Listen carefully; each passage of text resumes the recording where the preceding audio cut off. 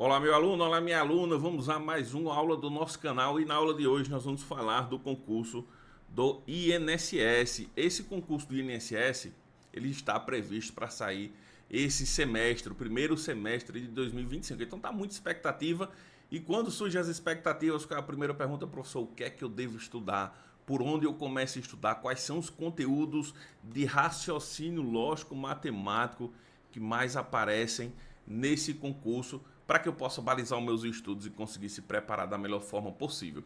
E é exatamente isso que nós vamos apresentar na aula de hoje, os principais conteúdos para o concurso do INSS na parte de raciocínio lógico. Mas é claro, antes da gente começar a nossa aula, é importante que você se inscreva no nosso canal, deixa teu like, ativa as notificações, porque até a data desse concurso a gente vai trazer bastante conteúdo aqui no nosso canal, tudo bem?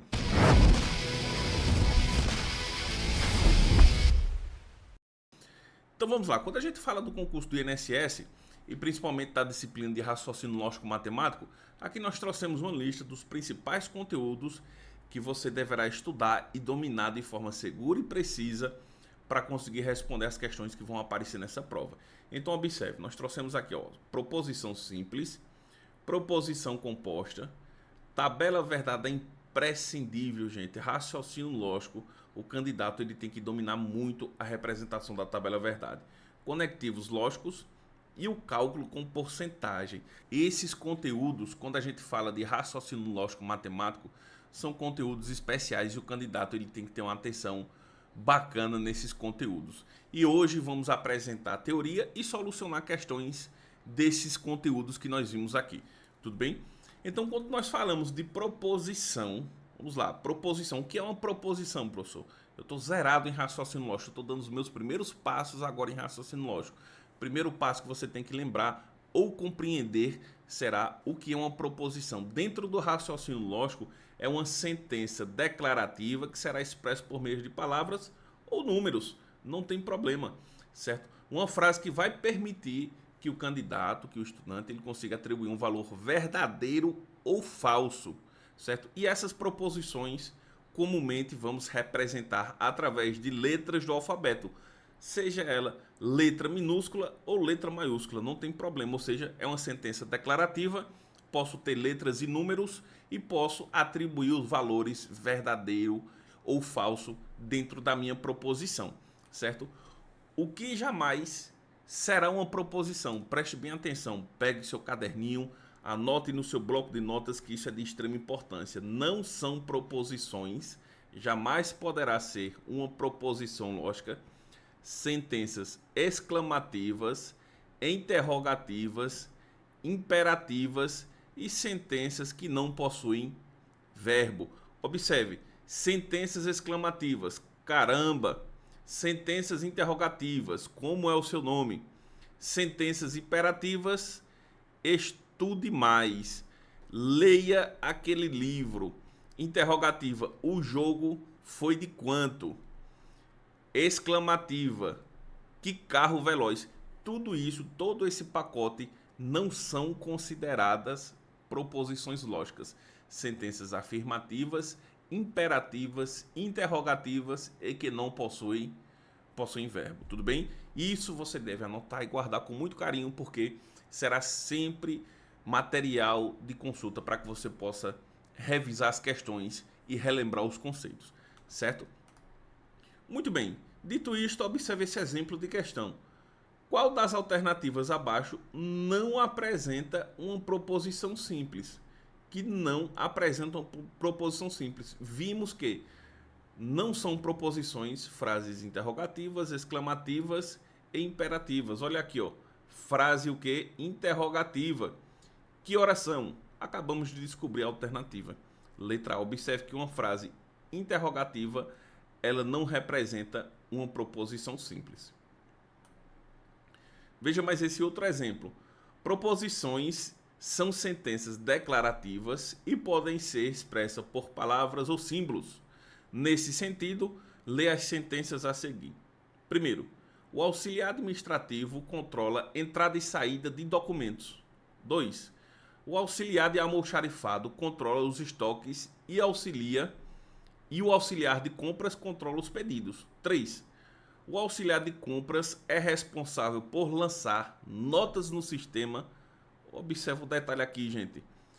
Quando nós observamos sentenças interrogativas, elas não são o quê? Proposições. E olha o que a questão pede. Assinale a alternativa o quê? Incorreta. Acabamos de descobrir a alternativa incorreta, porque observe, a última afirmativa, a afirmativa 3, é uma frase interrogativa. Frase interrogativa ela não é uma proposição, ou seja, o gabarito é a letra D. A proposição 3 é uma proposição interrogativa. Seguindo com os nossos exemplos, nós temos aqui o seguinte: a proposição pode ser caracterizada como uma sentença declarativa que admite um e somente um valor de verdade, seja ele verdadeiro ou falso. Considerando essa definição, assinale a alternativa correta. Letra A.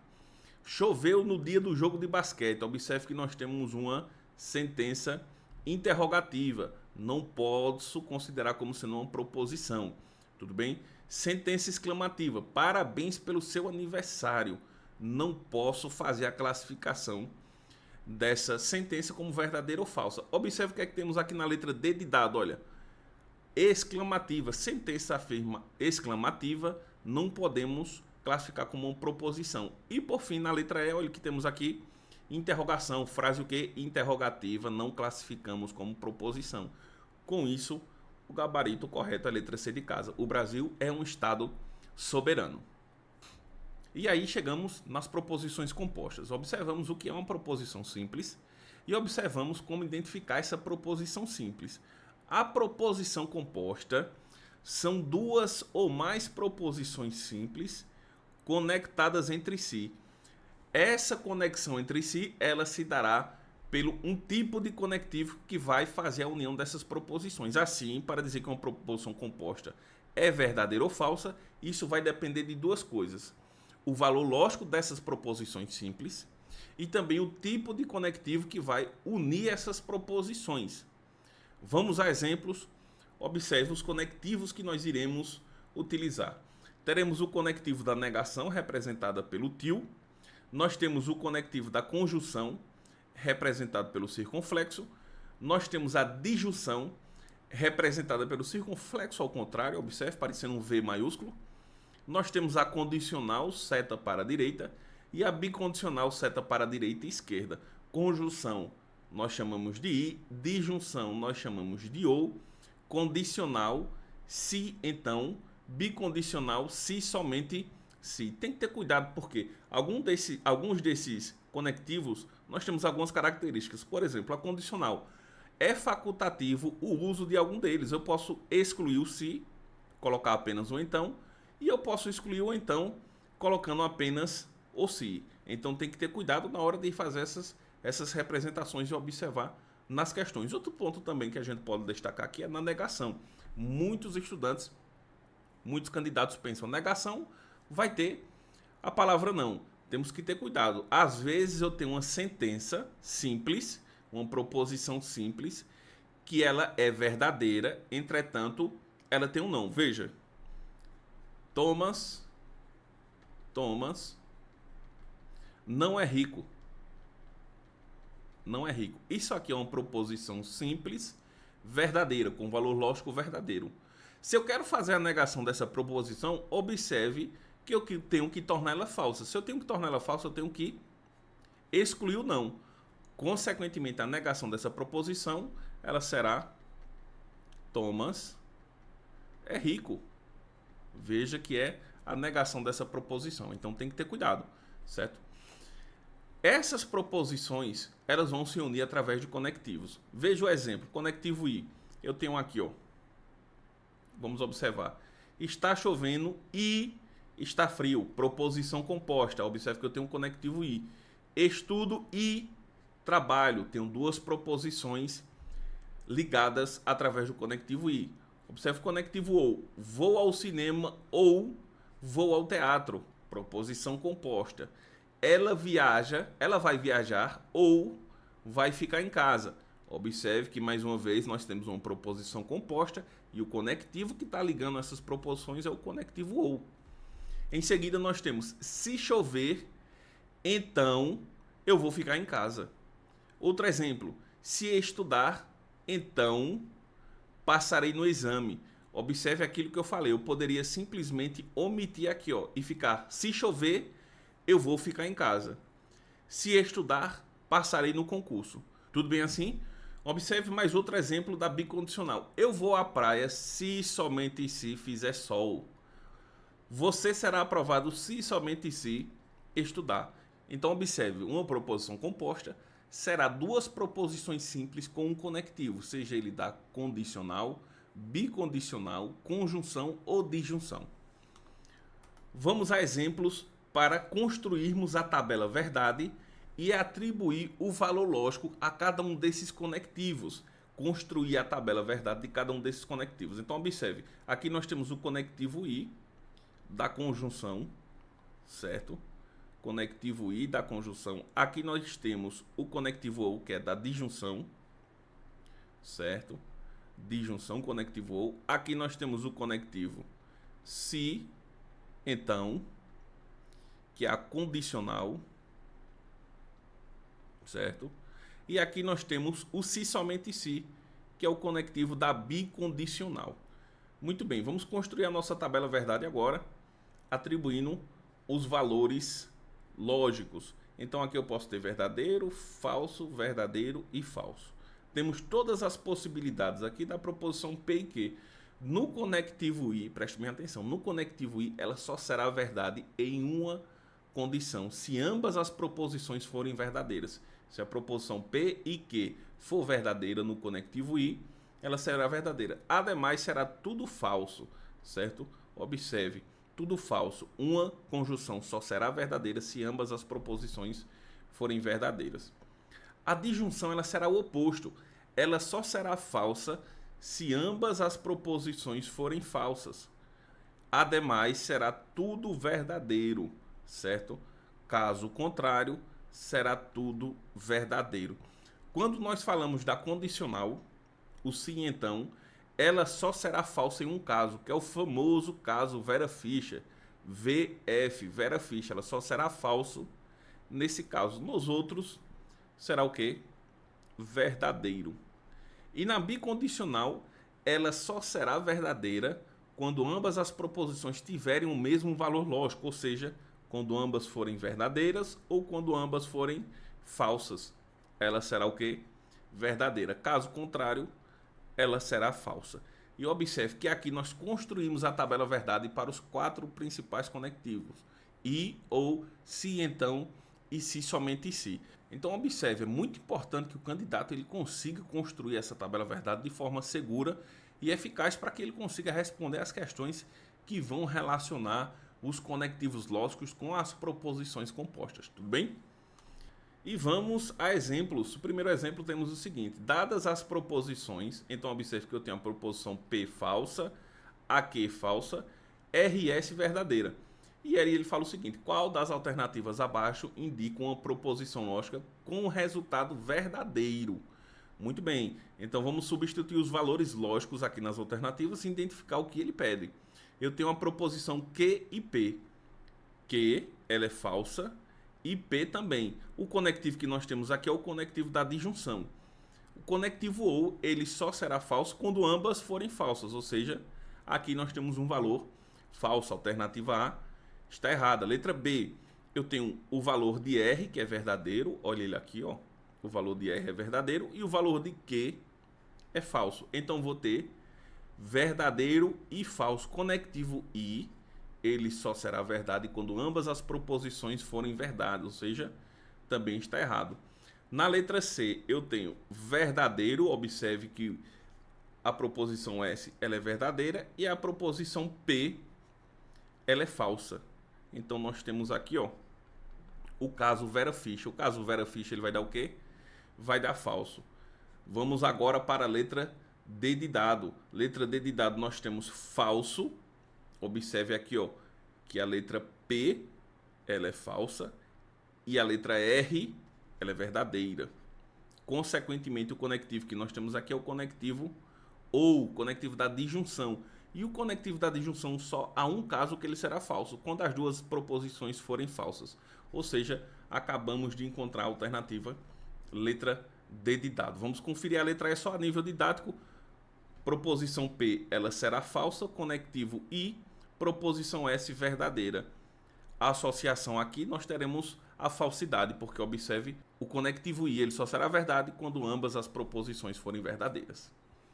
Seguindo com os nossos exemplos, nós temos o seguinte: considere as seguintes proposições: vou ao parque, irei me divertir.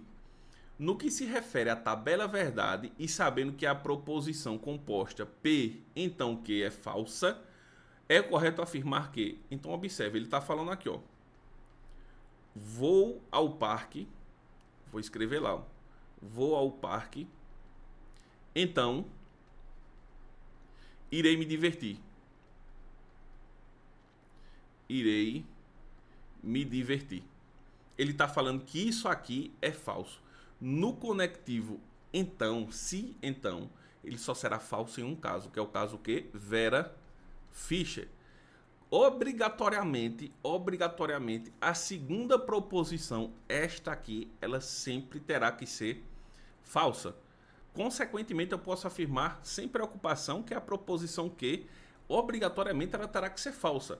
Vamos ler as alternativas. A proposição que é necessariamente falsa, olha aí, ó, encontramos logo na letra A resposta. Vamos analisar as mais apenas para reflexão. A proposição P e a proposição Q são ambas falsas? Não pode ser, porque se ambas forem falsas, nós teremos uma verdade. Na letra C, a proposição Q e a proposição P são ambas verdadeiras? Também não. A proposição Q tem o mesmo valor da proposição P? Também não.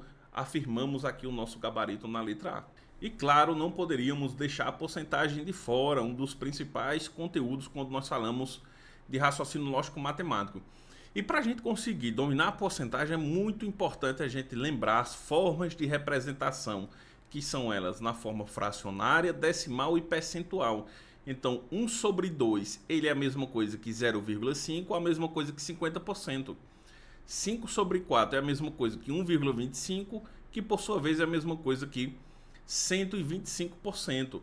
E observe, para eu transformar da parte decimal para a parte percentual, basta apenas multiplicar por 100. Quando eu faço essa multiplicação por 100, descobrimos a parte percentual.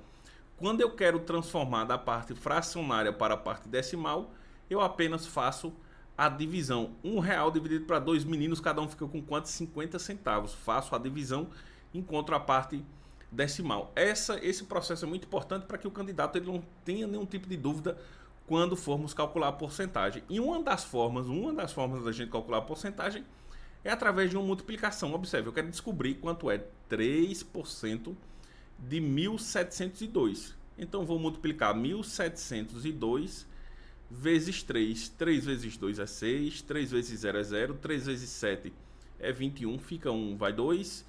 3 vezes 1 é 3, mais 2 é 5. Observe que nós chegamos no resultado de 5.106. Aí você pode pensar, como é possível calcular 3% de 1.000 e dar 5.000 alguma coisa? Só que aí nós temos que lembrar o seguinte, que eu tenho que fazer o quê? Transformar na forma percentual, e para isso eu vou acrescentar duas casas decimais, ou seja, 3% de 1.702 é R$ 51,06. Tudo bem assim? Posso fazer através de uma regra de 3? Pode, sem nenhum problema. 1.702 ele representa 100%.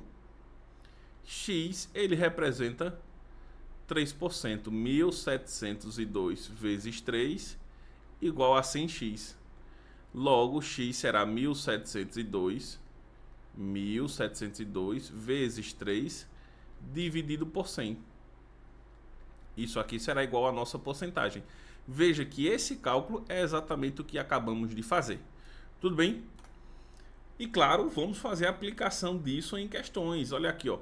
Uma concessionária passou 250 veículos. E claro, vamos fazer a aplicação disso que nós vimos na solução de questões de exemplos. Observe. Uma concessionária possui 250 veículos em seu estoque, dos quais 32% possui motorização 1.0. Assim, é correto afirmar que o total de veículos com essa motorização corresponde a quantos? Eu tenho que descobrir quanto é 32% de 250. Logo, eu vou fazer 250 vezes 32. 0, 0 vai 1. 2 vezes 2 é 4, mais 1 é 5. 3 vezes 0 é 0. 3 vezes 5 é 15, fica 5, sobe 1. 3 vezes 2 é 6. 6 mais 1 é 7. Vamos somar. 0, 0, 0, sobe 1, 8. O que é que eu tenho que fazer agora? Posicionar minha vírgula com duas casas decimais. Isso significa que 32% de 250 corresponde a quanto? 80. Logo, nós teremos 80 unidades com motorização 1.0. Veja mais esse outro exemplo que temos o seguinte: é possível realizar uma operação de divisão entre números percentuais. Por exemplo, o resultado da divisão de 100% por 20% é quanto? Aí observe, o que é que eu tenho que fazer? Transformar esses números em decimal. 100% ele representa 1, 20% ele representa 0,2. Então nós vamos fazer 1 dividido para quanto? Para 0,2. Vou igualar a quantidade de casas decimais. E agora eu vou retirar as casas decimais. 5 vezes 2 é 10, para 10 nada. Isso significa que a divisão de 100% por 20% é igual a 5. Mas 5 representa quanto em porcentagem? 5 ele representa 500% em porcentagem. Basta apenas multiplicar por 100. Qual a alternativa? Letra C de casa, igual a 500. E chegamos a mais uma outra questão que fala o seguinte, olha, uma fração pode ser representada por um número percentual. Por exemplo, a fração 1 sobre 13 corresponde a que porcentagem? Eu tenho que transformar esse número em decimal. 1 dividido para quanto? Para 13. Não divide, eu vou colocar o 0 e uma vírgula. Continua sem dividir, eu vou colocar um 0 e mais um 0 no quociente. Qual número eu vou multiplicar? O 13 vai chegar perto de 100. Vamos testar o 7. Ó. 7 vezes 3 é 21. Fica 1, sobe 2. 7 vezes 1 é 7, mais 2 é 9. Isso significa que nós teremos 91. Eu posso continuar a minha divisão, mas aí eu já vou olhar para as minhas alternativas. Quando eu olho para as minhas alternativas, observe que aqui eu tenho aproximadamente 7%. A divisão vai continuar, então pode ser que seja 7,5, 6,7, mas isso já me dá segurança para responder a alternativa, marcando a alternativa letra A. As demais não será possível ser a alternativa correta. Tudo bem assim? E com isso chegamos ao final da nossa revisão dos principais conteúdos de raciocínio lógico que estarão presentes na prova do INSS. Agora, claro, é importante que você consiga se preparar de forma rápida e direta. E para isso nós temos um curso direcionado abordando todos os tópicos do edital, com aulas de teoria, solução de questões e um material exclusivo para que você possa se preparar para esse concurso do INSS e conquistar a tão sonhada aprovação num cargo federal. Aqui na descrição do nosso vídeo nós temos maiores informações, clique aqui no link para que você possa fazer parte do nosso grupo de estudos, tudo bem? Valeu e até a próxima aula!